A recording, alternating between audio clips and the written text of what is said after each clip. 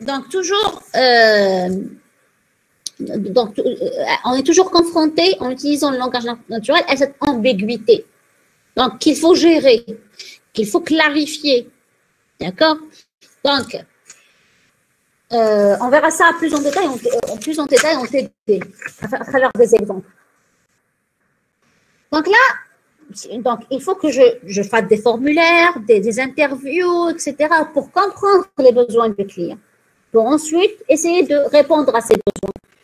D'accord? Parce que si je ne comprends pas les besoins et que je me lance dans le processus de développement du logiciel, après, je vais fournir le logiciel et là, après livraison, on s'aperçoit que le logiciel, ce n'est pas ce qui est demandé.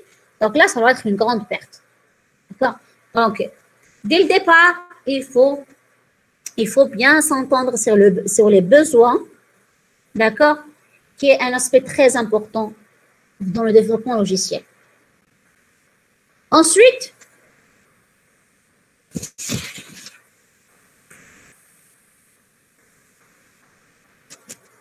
donc, il faut toujours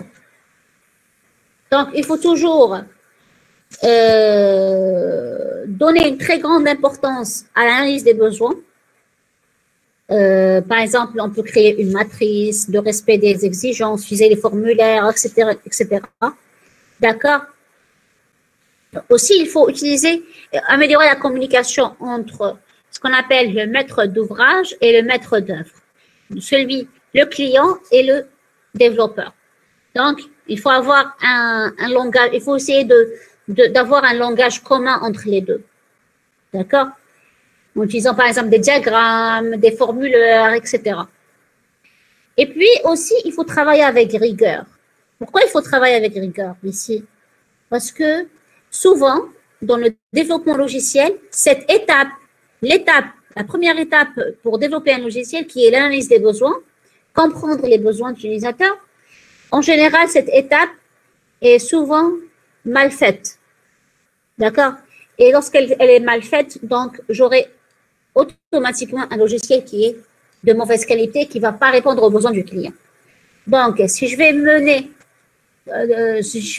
bien mener cette étape, si je vais bien travailler cette étape avec beaucoup de rigueur, là, je serai sûre de bien comprendre les besoins de l'utilisateur et puisque j'ai compris les besoins, je sais ce qui est voulu, donc je pourrais développer une réponse, un système qui répond aux exigences de l'utilisateur.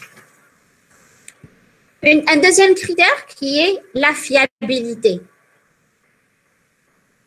La fiabilité, c'est un ensemble d'attributs portant sur l'aptitude du logiciel à maintenir son niveau de service dans des conditions précises et pendant une période déterminée. Ce facteur correspond à l'aptitude d'un logiciel à fournir des résultats voulus dans les conditions normales d'utilisation, selon deux points de vue. Il y a la qualité de la conception et la qualité de la réalisation. La fiabilité, elle est subjective. Ça veut dire quoi subjectif? Ça veut dire que chacun comment voit cette fiabilité. Elle dépend de l'utilisateur et du contexte d'utilisation. Elle donne une mesure sur le degré de confiance et des conséquences d'une faute. Le but ici, c'est quoi? C'est de fournir les services attendus par les utilisateurs, sachant que certains services sont extrêmement importants. Une seule erreur peut être fatale, tout en réduisant la portabilité,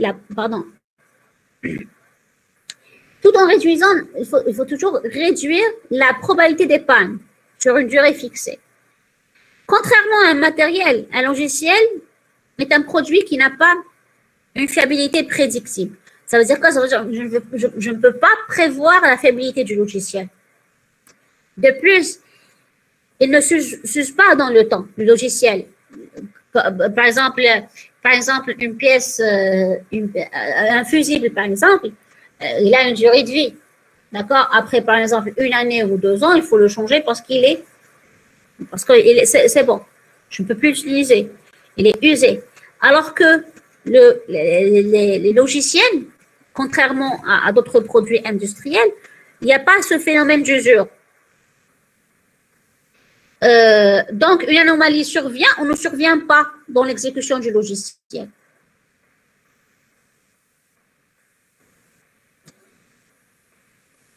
Donc, un logiciel est dit fiable, ça veut dire qu'il répond aux spécifications, il ne produit jamais de résultats faux et il est toujours dans un état, il est toujours dans un état cohérent.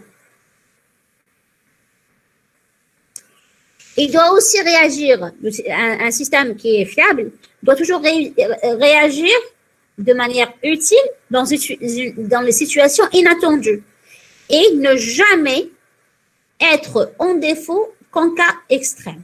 D'accord? Donc, c'est ça la fiabilité.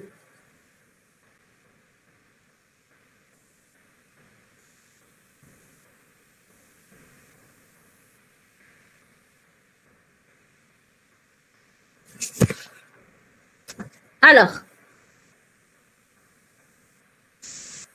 donc, comme solution pour assurer la bonne fiabilité d'un logiciel,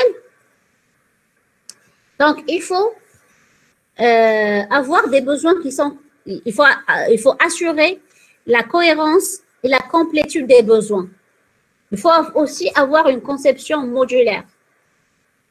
Il faut aussi utiliser des méthodes formelles tels que les langages, les méthodes de mathématiques, les langages de haut niveau, les langages de programmation de haut niveau, etc.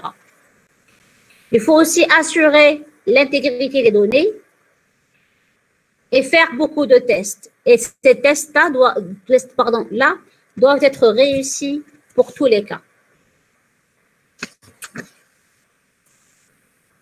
Alors, est-ce qu'il y a des questions jusqu'à présent?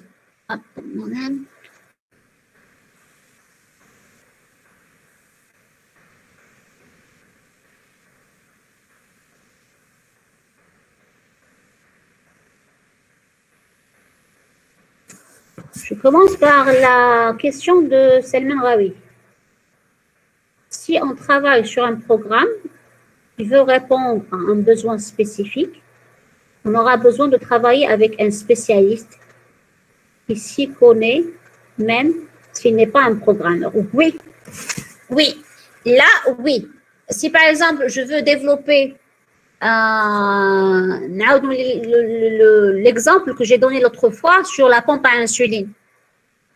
Si je veux développer un système un système une pompe à insuline, donc là, je dois faire appel à un diabétologue, à un médecin spécialiste, d'accord, en diabétologie, afin que je comprenne, parce qu'il n'y a que le médecin qui va me donner des informations qui sont sûres et complètes.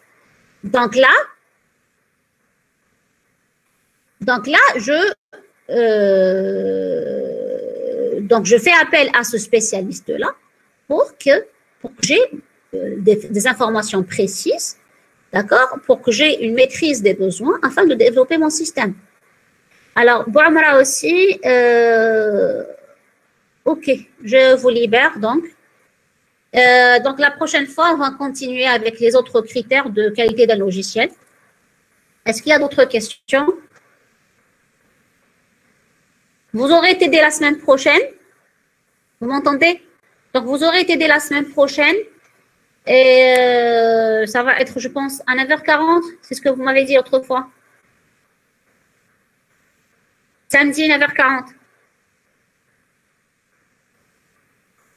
Dites-moi, s'il vous plaît. OK. Très bien. Donc, je vous libère et à la prochaine fois, Inch'Allah. Salam alaikum.